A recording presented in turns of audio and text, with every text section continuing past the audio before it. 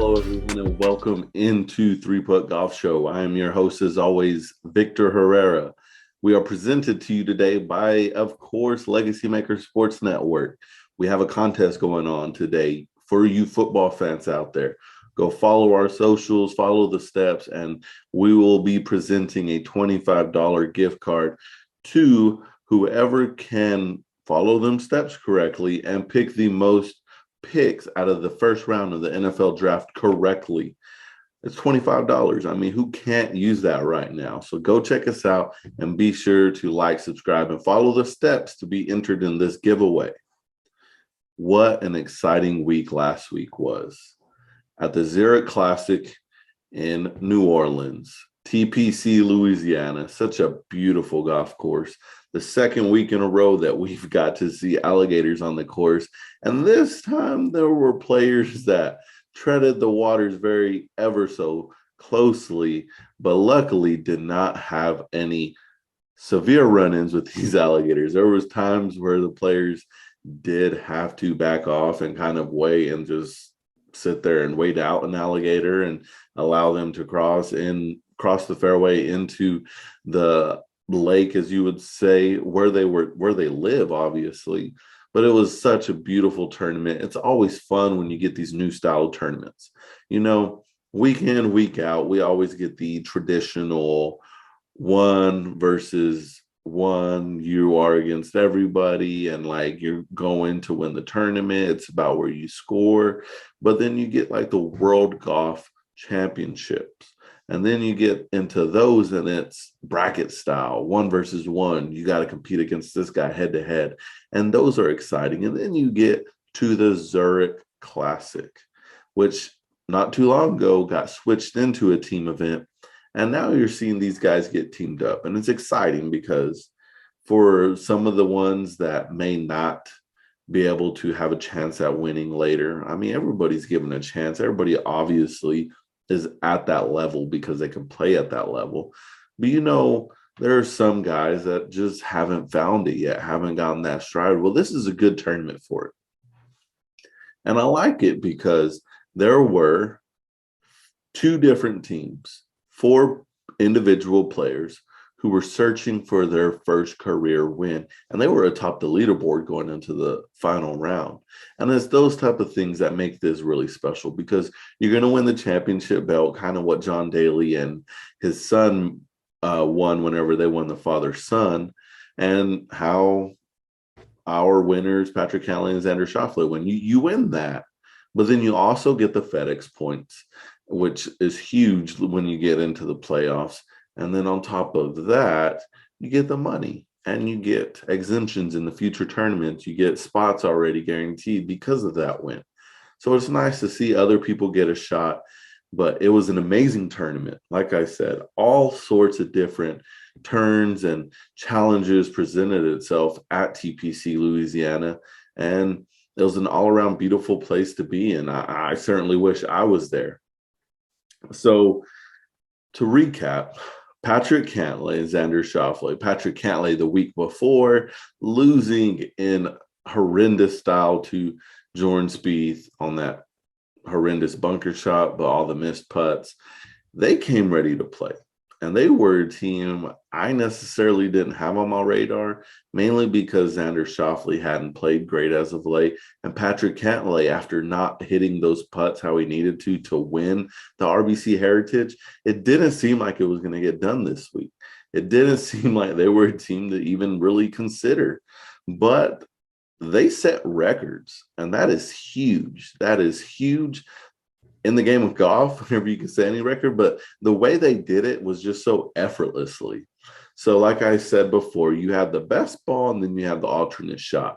And it averages, and if you paid attention to this past weekend, usually if you shot 59 like Patrick Cantlay and Xander Schauffele did, you were going to shoot about a 66 when it came to alternate shot. It was about a 7-shot difference. And this is exactly what proved to be true whenever you go back and look at some of the scores. I'd like to bring up Sahith Theegala. Sahith Theegala was partnered with Ben Hostler.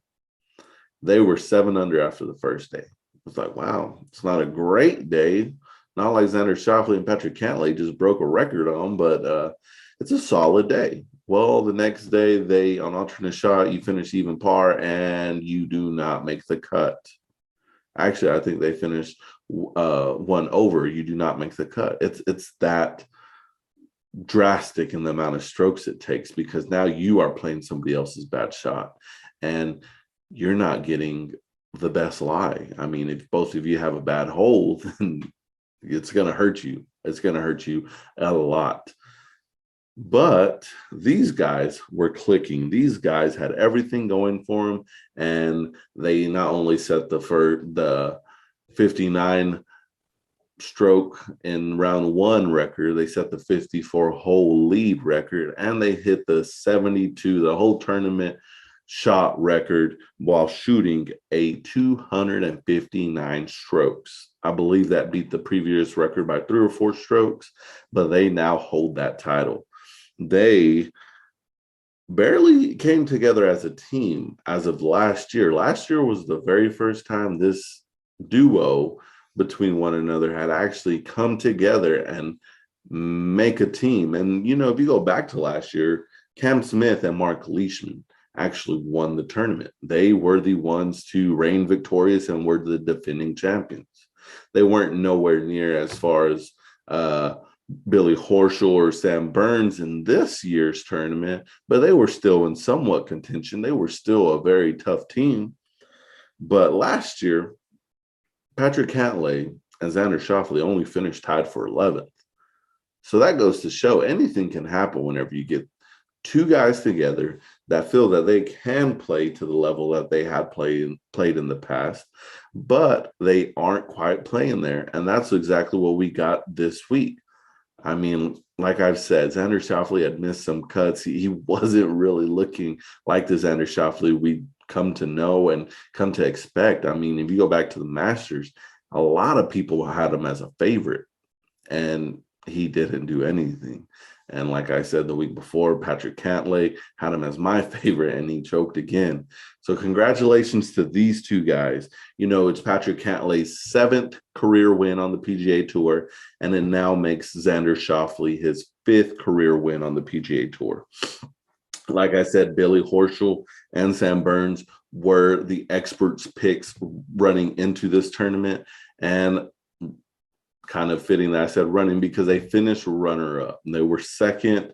They made a close run, but they couldn't quite get it done. I mean, let's face it, after we saw that day that Patrick Cantlay and Xander Schauffele had to open the tournament and to follow it up with a pretty solid second round, you kind of figured it's going to be tough to get these guys, because we're about to have to face another 4-ball, best ball, and it's going to be extremely tough to kind of go about it, because these guys are just red hot, and that's exactly what happened.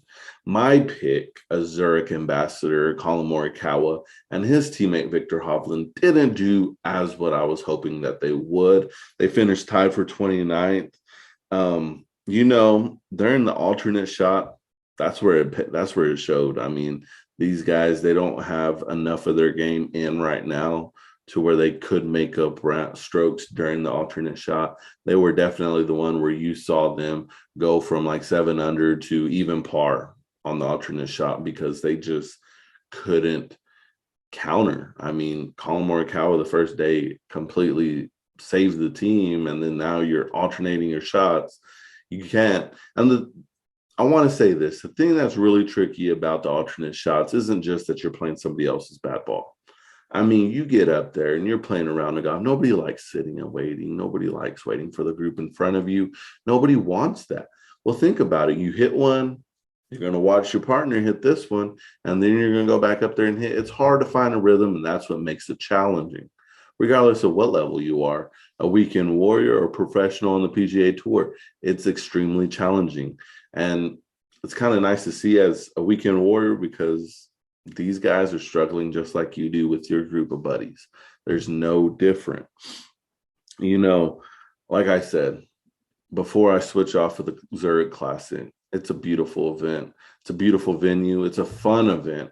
It's extremely exciting to see alligators run on the fairway and have lots of fun. and guys having fun, cutting up with one another. It's a different type of environment. You're no longer having the super, super competitive.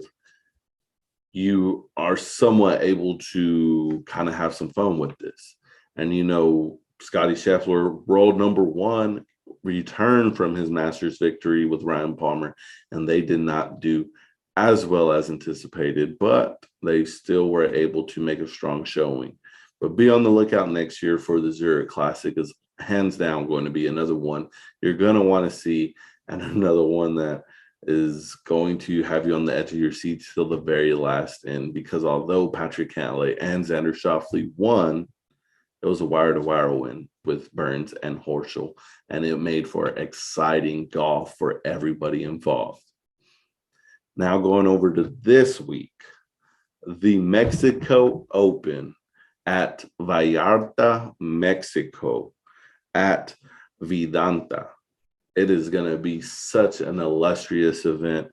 It's going to be so amazing to see how the course plays, because this is a top tier course. This is the best in Mexico.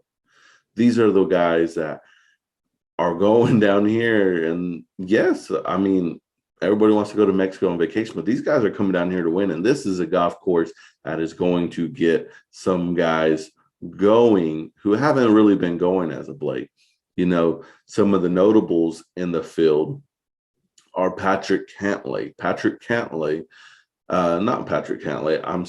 Rahm. John Rahm will be in the Mexico Open and will be competing, and he is somebody who you're going to want to keep an eye on. I mean, John Rahm, I believe he's number 2 in the world, was once number 1. He had won a major. He was on top of the world.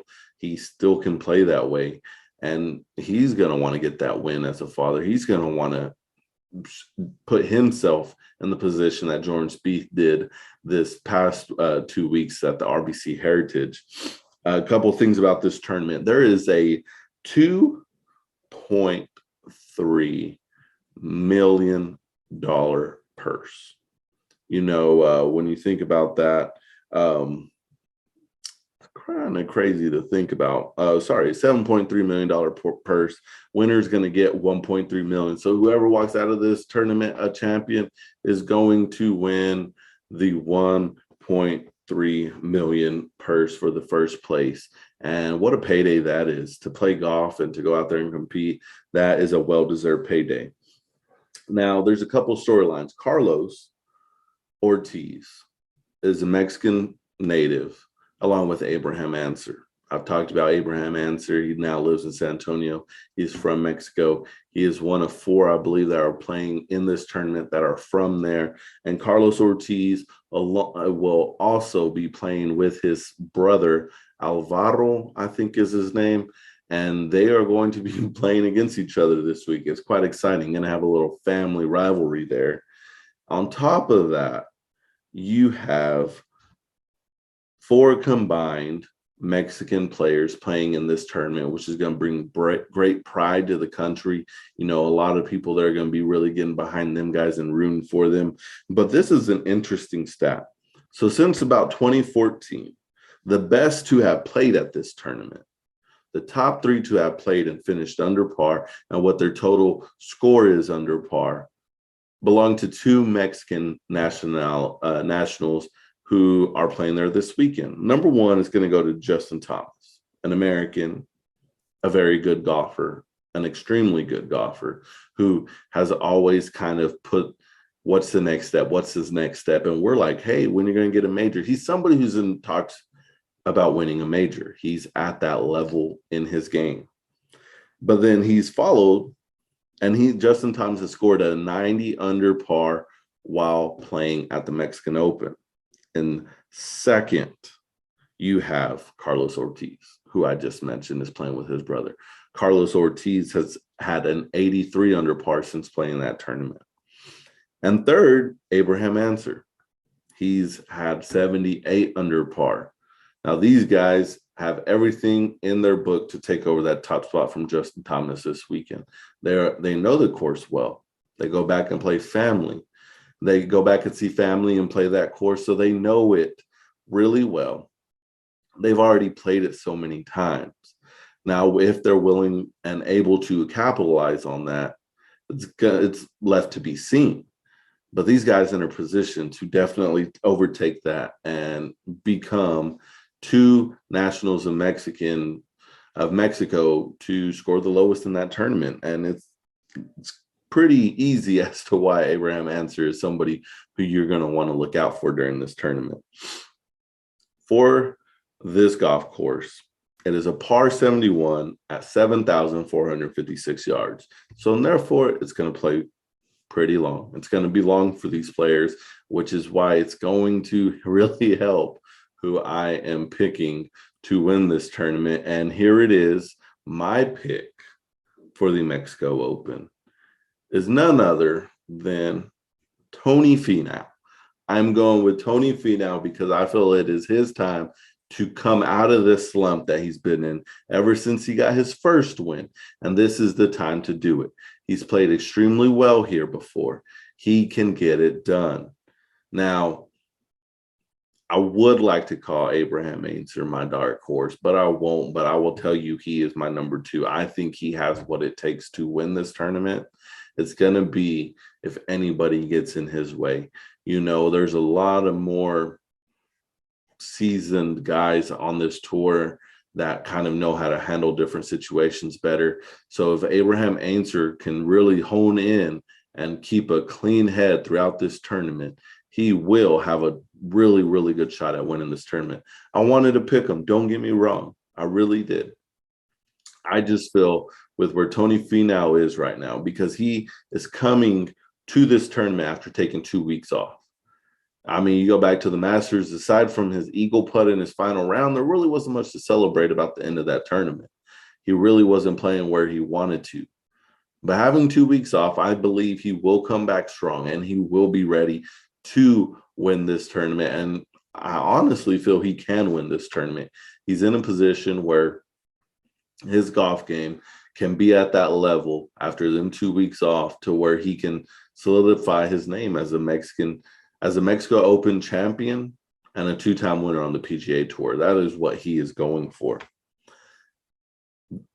That is it for this episode. Don't forget to check us out on TikTok and Facebook page. We're going to be posting updates and kind of what's happened throughout that round Thursday, Friday, Saturday, and Sunday. And I'm going to give my recap. So do not miss it. I want you to be a part of it. Until then, don't forget Legacy Maker Sports Network. And thank you for listening to 3 Putt Golf Show.